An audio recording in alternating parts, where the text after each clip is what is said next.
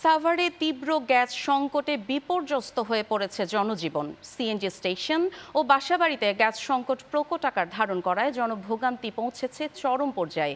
দিনের বেশিরভাগ সময় বাসাবাড়িতে গ্যাস না থাকায় রান্না করতে পারছেন না হাজারো পরিবার। একই সংকটে বন্ধ রাখতে হচ্ছে সিএনজি ফিলিং স্টেশন। সাভার থেকে রূপকুর রহমানের পাঠানো তথ্যচিত্রে ডেস্ক রিপোর্ট। দিনের বেশিরভাগ সময় গ্যাস সঞ্চালনে থাকে টালমাটাল অবস্থা। এতে করে আবাসিক গ্রাহকদের নিত্য নৈমিত্তিক কাজ থাকছে বন্ধ।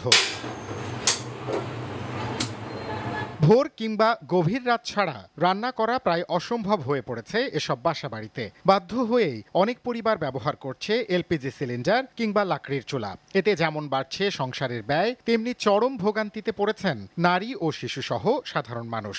তো গ্যাস নাই, দুপুর সকাল 5টায় থেকে সকাল গ্যাস পাওয়া যায় না। সকালবেলা একলা মানুষ 8 বছরে ভাত রান্ধি, দুপুরে রান্না পাই না, রাতেও রান্না পাই না। আমাদের তো ইনকাম বাড়তি নাই, কিন্তু খরচ তো অতিরিক্ত হয়ে যাইতেছে। শুধু বাসাবাড়ি নয়, গ্যাস সংকট সবচেয়ে বেশি ক্ষতি করছে সিএনজি স্টেশন ও ছোট ব্যবসা প্রতিষ্ঠানগুলোর। দুর্ভোগ পোহাতে হচ্ছে পরিবহন খাত সংশ্লিষ্টদের। 2-3টা পাম্পে যাই, গ্যাস পাই না।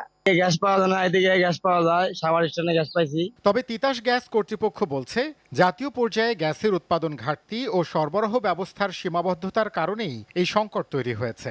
যে কোন কোন এলাকায় গ্যাস পাচ্ছে না, এখন আমরা কোন এলাকায় ওই লাইন, ওইটা কোন লাইন থেকে আসতেছে, আমরা চেষ্টা করব যে ওই লাইনে কিভাবে প্রেসার বাড়াইলে এই প্রবলেমটা সলভ করা যায়, এটা আমরা চেষ্টা করব। খুব স্বল্পতম সময়ের ভিতরে আমরা চেষ্টা করব যে এই প্রবলেমটা সলভ করার জন্য। গ্যাস সংকট উত্তরণে দ্রুত কার্যকর ব্যবস্থা না নিলে জনদুর্ভোগ আরও বাড়বে বলে আশঙ্কা ভুক্তভোগীদের।